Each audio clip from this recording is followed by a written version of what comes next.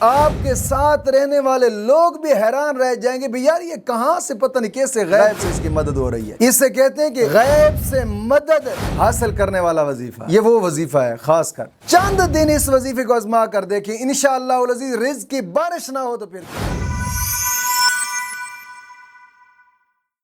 سلام ہو ان آنکھوں پر جو بیدار رہتی ہیں، سلام ہو ان آنکھوں پر جو بہتی رہتی ہیں، سلام ہو ان محرابوں پر جو روشن اور منور ہیں، سلام ہو قطرہ قطرہ بن کر گرنے والے آنسوؤں پر، سلام ہو سوختہ دلوں سے نکلنے والی آہوں پر۔ الہی ہمیں بھی ان لوگوں میں شامل فرما جن کے روزے اور نمازیں تو نے قبول فرمائی ہیں اور جن کی برائیوں کو تو نے نیکیوں سے بدل دیا اور اپنی رحمت سے جنت میں داخل فرمایا اور ان کے مراتب بلند فرمائے۔ آمین آمین آمین یا رب العالمین۔ الحمدللہ رب العالمین والصلاة والسلام علی سید الانبیاء والمرسلین، اما بعد فاعوذ باللہ من الشیطان الرجیم، بسم اللہ الرحمن الرحیم، اہدنا الصراط المستقیم، صدق اللہ مولانا العظیم۔ روحانی پاورفل وظائف میں سے آج ایک اہم سبق دوستوں کی نظر کرنا ہے، جو کہ رزق کی فراخی کے لیے ایک خاص وظیفہ ہے۔ وظیفہ وہ لوگ بھی کر سکتے ہیں کہ جو کہتے ہیں کہ ہمارے رزق میں برکت نہیں ہے، یا رزق کی بندش ہے، یا پھر کاروبار نہیں چلتا۔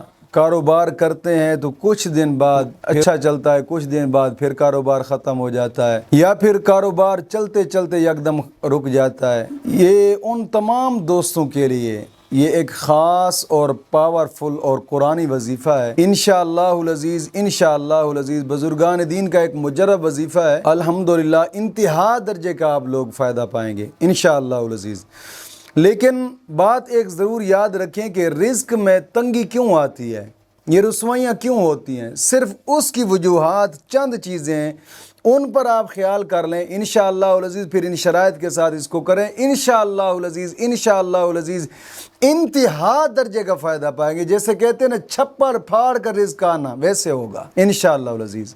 رزق کے اندر تنگی کی سب سے پہلی وجہ جو ہوتی ہے وہ یہ ہوتی ہے کہ دین سے دوری، دین کی بات نہ سننا، دین کے قریب نہ آنا، نماز کے قریب نہ آنا، قرآن نہ پڑھنا، رب رسول کو یاد نہ کرنا، ایسے زندگی گزارنی جیسے جانور زندگی گزارتے۔ جانوروں کی زندگی کیا ہوتی ہے؟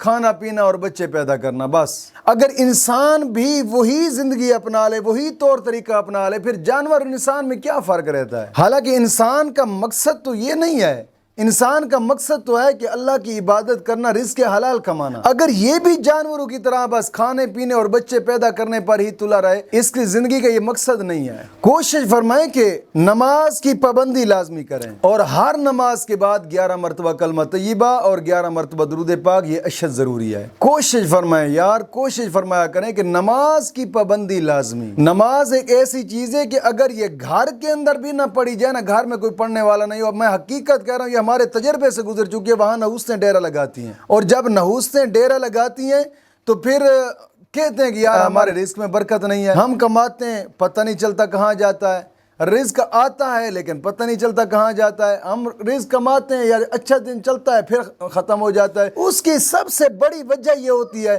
کہ ہمارے گھر کے اندر جناب علی نحوستیں ڈیرہ لگا لیتی ہیں۔ تو نماز کی پابندی لازمی کریں، اور ہر نماز کے بعد 11 مرتبہ کلمہ طیبہ اور 11 مرتبہ درود پاک، یہ اشد ضروری ہے۔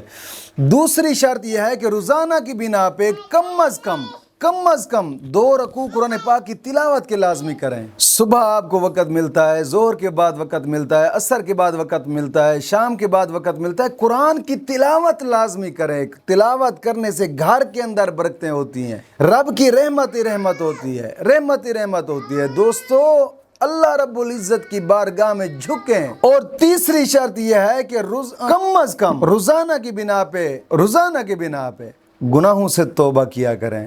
توبہ کر کے سوئیں اور اٹھیں تو رب کی بارگاہ میں پھر گناہوں سے توبہ کریں۔ انشاءاللہ العزیز توبہ کرنے سے رزق وسیع ہوتا ہے، رزق میں برکتیں ہوتی ہیں۔ تو دوستو ان 3 شرائط پر آپ عمل کریں، انشاءاللہ العزیز انتہا درجے کا آپ فائدہ پائیں گے۔ انتہا درجہ کا۔ میں کہتا ہوں کہ اگر ان شرائط پر آپ عمل کر کے اس وظیفے کو کریں، میں قسمیہ طور پہ کہہ رہا ہوں کہ آپ کے ساتھ رہنے والے لوگ بھی حیران رہ جائیں گے بھی یار یہ کہاں سے پتہ نہیں کیسے غیب سے اس کی مدد ہو رہی ہے۔ اس سے کہتے ہیں کہ غیب سے مدد حاصل کرنے والا وظیفہ، یہ وہ وظیفہ ہے۔ خاص کر کوشش فرمائے کہ ان شرائط پر عمل لازمی کریں۔